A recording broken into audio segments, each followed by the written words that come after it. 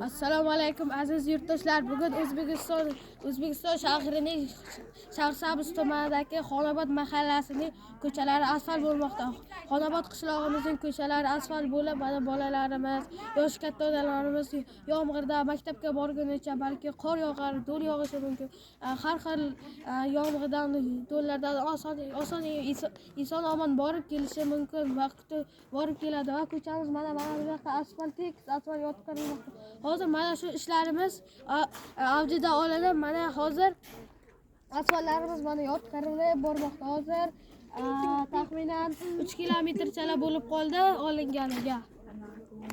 Assalomu sizlardan like va podpiska bo'lsangiz mening kanalimni kuzatishni unutmang.